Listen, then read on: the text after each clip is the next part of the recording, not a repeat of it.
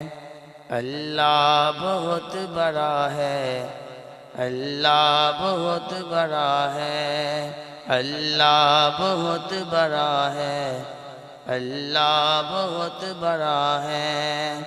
اس کی نہ ابتدا ہے، اس کی نہ انتہا ہے، اللہ بہت بڑا ہے، اللہ بہت بڑا ہے۔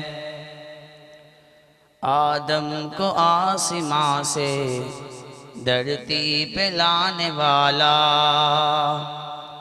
آدم کو آسماں سے دھرتی پہ لانے والا، عیسیٰ کو آسماں پر زندہ اٹھانے والا، عیسیٰ کو آسماں پر زندہ اٹھانے والا، ہر چیز پر ہے قادر، ہر چیز پر ہے قادر، ہر شے کا وہ خدا ہے۔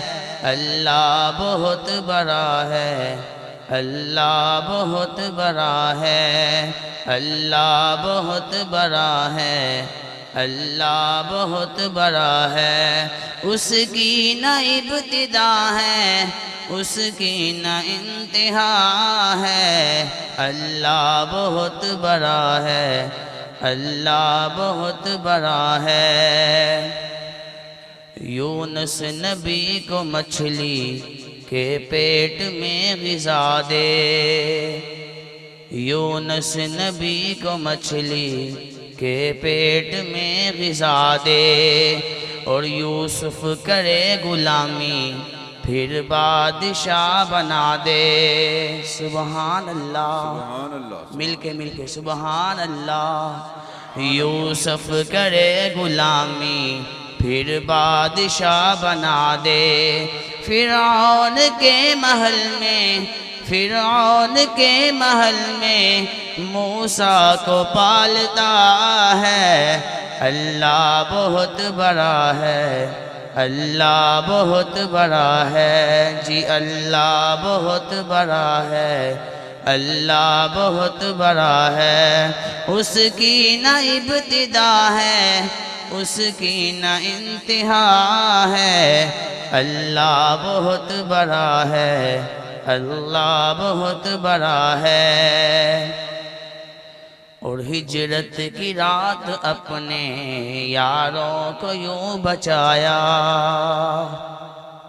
شعر کی سمجھ لگے تو سبحان اللہ ضرور کہیے گا۔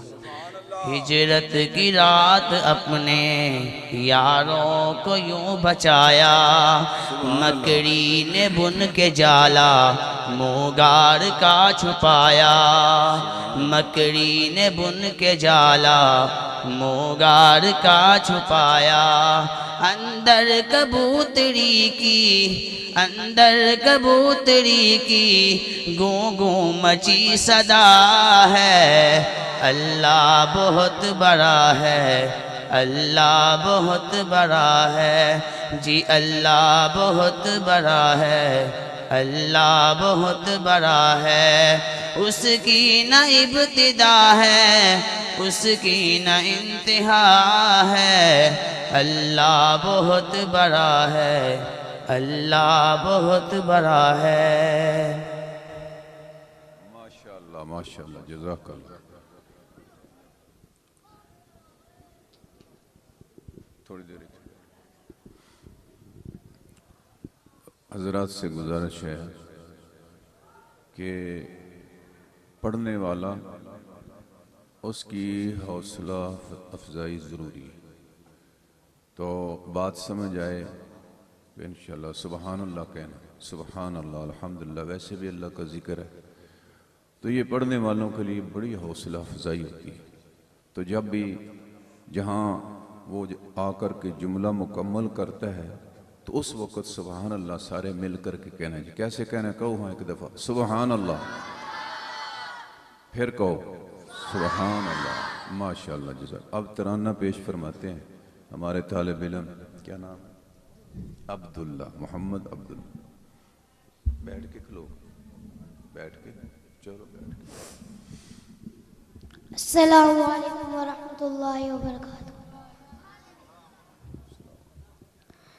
اے دوستو ملے تو بس ایک پیام کہنا، استاد محترم کو میرا سلام کہنا، استاد محترم کو میرا سلام کہنا۔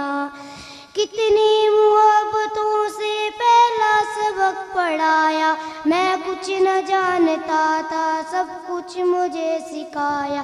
کتنی محبتوں سے پہلا سبق پڑھایا، میں کچھ نہ جانتا تھا سب کچھ مجھے سکھایا۔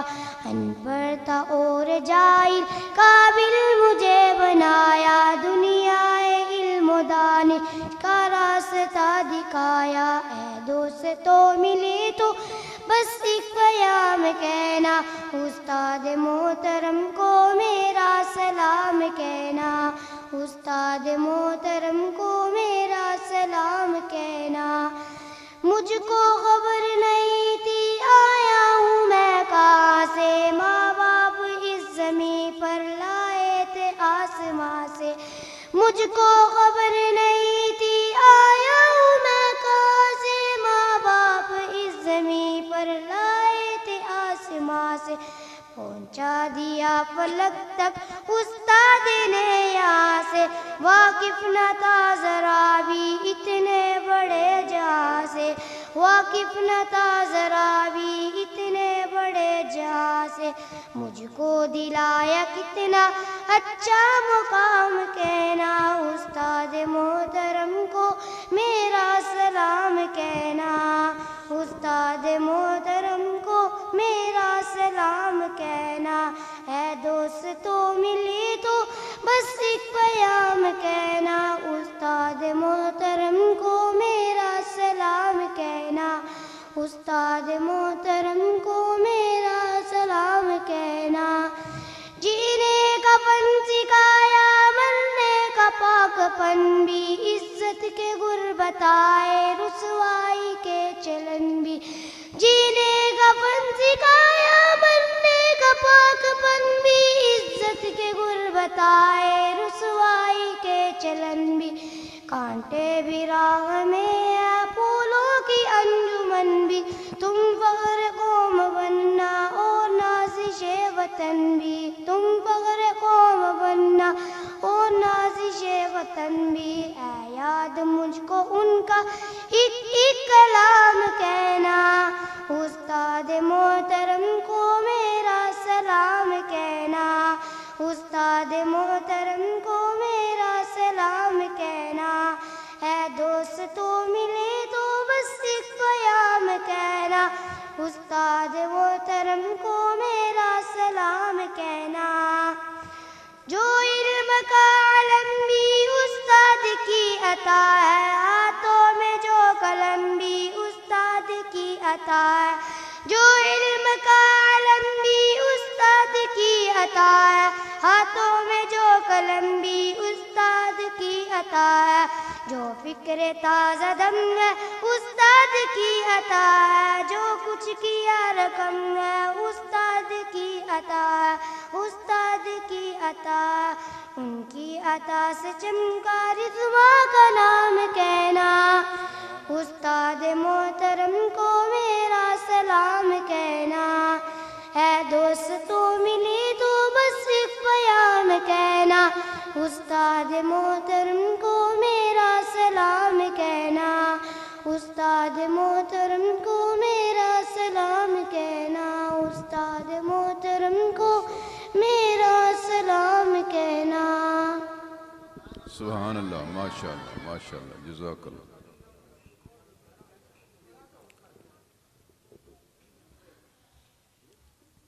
اللہ رب العزت نے ہم پر بڑا احسان فرمایا ہے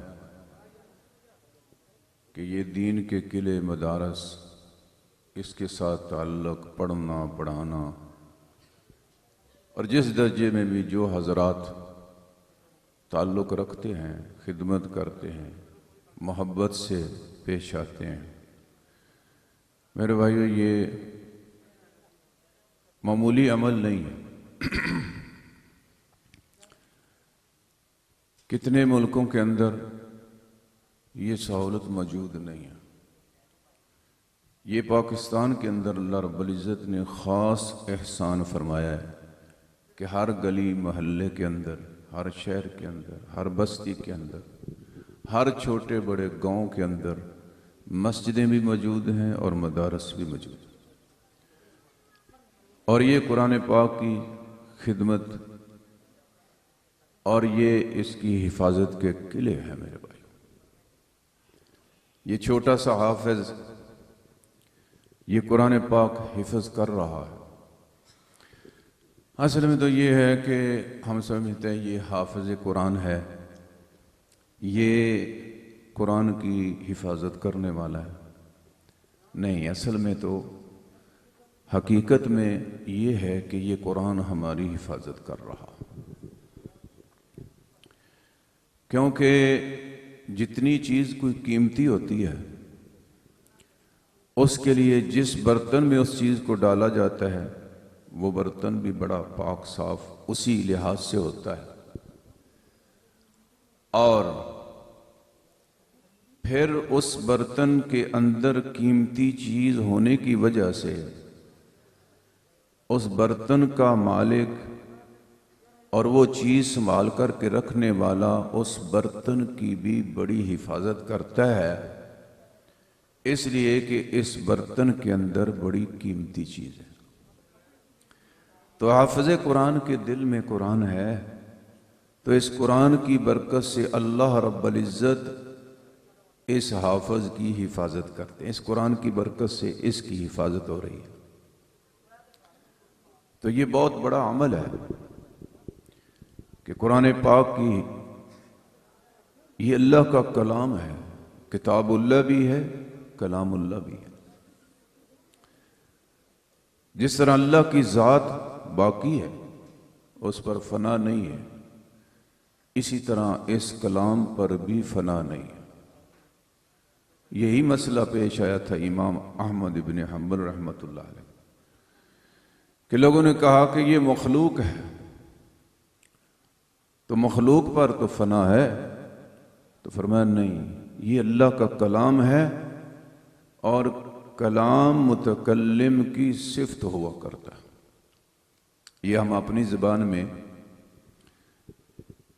یہ کہتے ہیں کہ جی فلاں آدمی کو ملو اور دیکھو، بات چیت کرنے سے پتہ چل جائے گا یہ بندہ کیسا ہے. کسی کو دیکھنا ہو، پرکھنا ہو تو اس کے ساتھ بات چیت ہوتی ہے تو پھر پتہ چلتا ہے، ورنہ خاموش رہے تو پتہ نہیں چلتا یہ کون ہے، کیسا ہے، کتنے پانی میں ہے، کیسا ہے، کتنا علم ہے.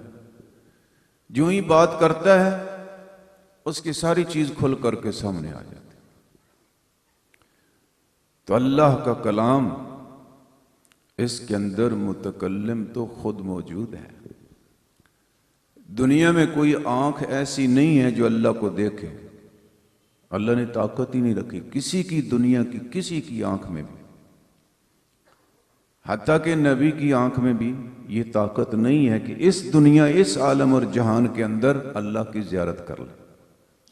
جنت میں اللہ رب العزت اس آنکھ میں طاقت دیں گے کہ وہ اللہ کو دیکھیں گے. تو یہاں اللہ کو دیکھنا ہے کسی نے تو اس کا کلام پڑھے، اللہ کا پتہ چل جائے گا. اسی لیے تو یہ کلام ایسا ہے کہ بار بار پڑھنے سے اس کی لذت اور زیادہ بڑھ جاتی ہے، کیونکہ اس کے اندر متکلم ہے، موجود ہے. وہ زیب النساء اورنگزیب کی بیٹی، اس نے مشاعرے کے اندر کچھ اشعار لکھ کر کے بھیجے فارسی کے اندر. تو کسی شاعر نے وہ شعر پڑھے تو مشاعرے والوں نے کہا کہ یہ جس شاعر کے اشعار ہیں اتنا بہترین اس نے یہ کلام لکھا ہے، اس شاعر کو تو ایک شاعر نے تو یہاں تک کہہ دیا کہ میں اس شاعر کی زیارت کرنا چاہتا ہوں، ملنا چاہتا ہوں. اس کو نہیں پتا کہ یہ کس کے شعر ہیں. تو آج کل کا دور بھی نہیں تھا، عورتیں باپردہ تھیں. شہزادی ہے، باپردہ ہے، والد پریشان ہوئے، بیٹی کو پتہ چلا تو انہوں نے فرمایا کہ پریشان ہونے کی ضرورت نہیں، جس نے دیکھنے کی خواہش ظاہر کی ہے اس کو بھی میں جواب دیتی ہوں۔ اس نے اس کو پھر اور چند اشعار لکھ کر کے بھیجے، چو مخفی منم چو بوئے گل، کہ میں اگر کچھ میرے کو دیکھنا چاہتا ہے، شاعر کو کوئی دیکھنا چاہتا ہے تو اس کا کلام دیکھے۔ جو شاعر کو دیکھنا چاہتا ہے تو اس کے کلام کو دیکھ لے، تو شاعر اس کلام کے اندر خود موجود ہے۔ جس طرح گلاب کی پھول کی خوشبو اس کی پتیوں میں موجود ہے، اسی طرح شاعر اپنے کلام کے اندر موجود ہے، متکلم اپنے کلام میں موجود ہوتا ہے۔ تو یہ قرآن پاک، اس میں پڑھنے کا، بار بار پڑھنے کا کیوں لذت بڑھتی ہے؟ دنیا کا کوئی کلام بھی، کوئی کتاب بھی، کوئی چھوٹا سا خط بھی کوئی آدمی بار بار نہیں پڑھتا، وہ یا پڑھا ہوا ہے، پڑھا ہوا ہے، اس کو کوئی بار بار پڑھنے کے لیے تیار نہیں۔ لیکن قرآن پاک جتنی بار زیادہ پڑھا جائے گا اتنی بار اس کی لذت بڑھتی جائے گی، اس لیے کہ کلام کے اندر وہ متکلم خود موجود ہے۔ تو اس لیے میرے بھائیوں، یہ ہمارے مدارس، یہ پڑھنا پڑھانا، یہ طلباء، یہ کوئی معمولی چیز نہیں ہے، اللہ کا بڑا خاص انعام ہے۔ اللہ کا اس دور کے اندر جب باطل مختلف قسم کی محنتیں کر رہا ہے ایمان والوں کے ایمان پر حملہ کرنے کے لیے، وہ پچھلے دنوں مولانا زید راشدی صاحب مدظل العالی کے پاس کچھ لوگ آئے، یہ نیا نیا کمپیوٹر اور میڈیا اور نیٹ چلا تھا، تو انہوں نے کہا کہ حضرت نیٹ کے اوپر تو قرآن پاک لوگوں نے کمپیوٹر کے اندر جو فیڈ کیا ہے وہ بڑا غلط ہے، اس کے اندر باطل والوں نے گڑبڑ کی ہے، سورتوں کے نام بدل دیے، سورتوں کو آگے پیچھے کر دیا، ان کی آیتوں کے اندر گڑبڑ کر دی، جو ان پر، جن آیتوں سے ان پر زد پڑتی ہے وہ آیتیں ہی نکال دی۔ تو حضرت نے فرمایا گھبرانے کی ضرورت نہیں ہے، اس پر گھبرانے کی ضرورت نہیں ہے۔ جب ہمارا 7 سال کا بچہ اٹھ کر کے صحیح قرآن سنائے گا، دنیا کے سارے کمپیوٹر فیل ہو جائیں۔ اس کے دل میں جو قرآن ہے اور جو اسے صحیح پڑھایا جا رہا ہے، تو اس کا مقابلہ کون کرے؟ یہ جتنا چاہے زور لگا لیں، قرآن کو نہ غلط ثابت کر سکتے ہیں نہ ہی اس کو مٹا سکتے ہیں۔ اس کو مٹانے والے خود مٹ گئے، اس کو ہرانے والے خود ہار مان کر کے چلے گئے۔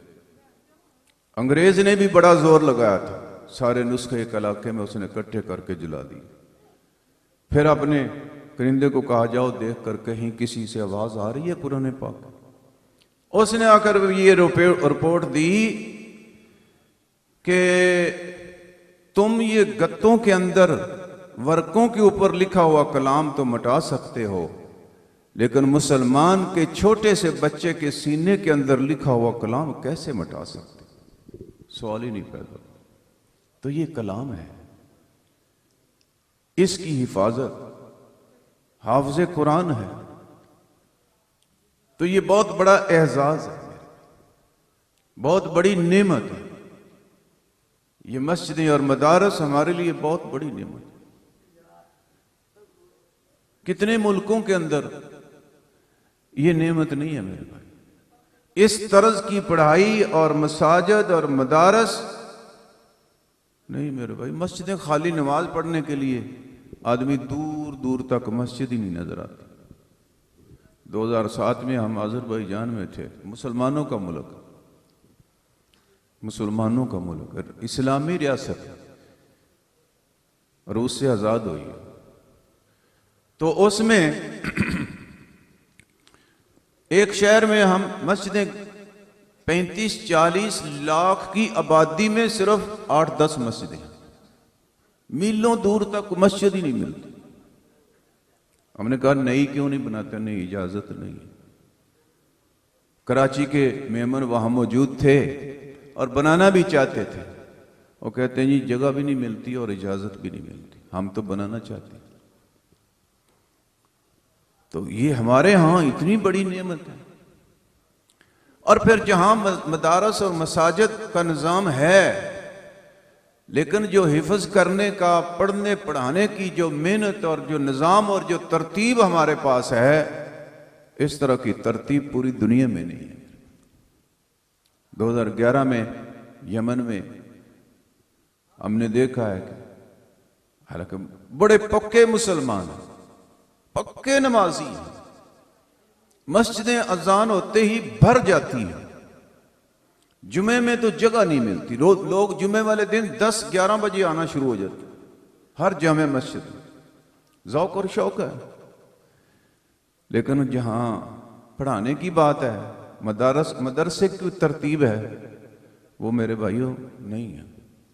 ہاں جہاں تبلیغی ماحول ہے، وہ یہاں سے پڑھ کر کے گئے ہیں، پاکستان کی ترتیب دیکھ کر کے گئے ہیں کہ قرآن پر پڑھنے پڑھانے پر کیا ترتیب ہے، کیا محنت ہے، تو انہوں نے اس محنت پر، اس طرز پر کچھ جگہوں میں ترتیب ہے، باقی کہیں حفظ کا مدرسہ زیادہ سے زیادہ یہ دیکھا کہ جی بچے آتے ہیں عصر سے مغرب تک، یہ حفظ کی کلاس ہے۔ بہت زیادہ زور لگا تو جی عصر سے عشاء تک، عصر سے عشاء تک صرف مدرسہ ہے۔ تو اللہ نے یہ ہمیں جو ترتیب دی ہے، یہ بڑی مضبوط اور عظیم ترتیب ہے، جس میں بچہ یکسوئی کے ساتھ پورا اس میں اپنا آپ وقف کرتا ہے، تو پھر اللہ رب العزت اسے یہ نعمت دیتے ہیں۔ اور اللہ نے یہ نعمت ہمارے ملک کو، اللہ ان کو جزائے خیر عطا فرمایا، جو مدارس اور مساجد کا نظام جو چلا رہے ہیں، تو یہ ہمارے ہاں میں نعمت اللہ کی بہت بڑی عظیم نعمت ہے۔ ہمارے طالب علم مدرسے کے عبداللہ صاحب انشاءاللہ نعت پڑھیں گے، اس کے بعد پھر تلاوت ہوگی، پھر بھی آؤں۔ السلام علیکم ورحمۃ اللہ وبرکاتہ۔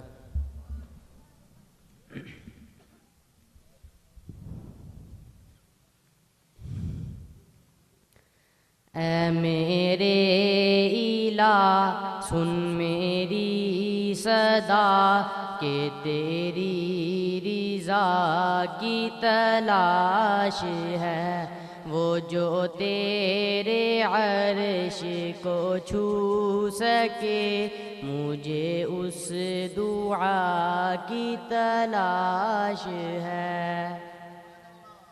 اے میرے الہ سن میری صدا کہ تیری رضا کی تلاش ہے، وہ جو تیرے عرش کو چھو سکے، مجھے اس دعا کی تلاش ہے۔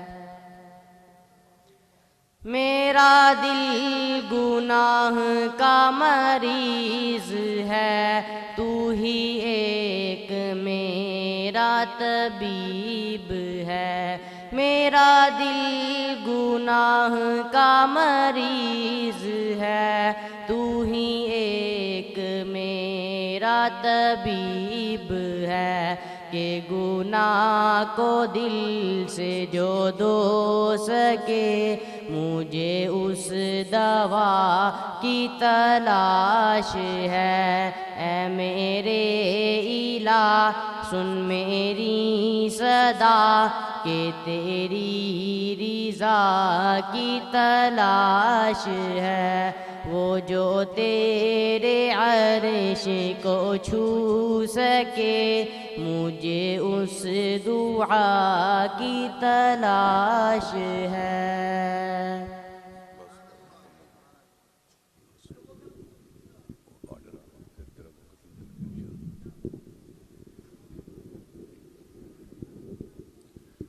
اب میں تلاوت کے لیے دعوت دیتا ہوں ہمارے اسی مدرسے کے شاگرد ہیں اور زینت القراء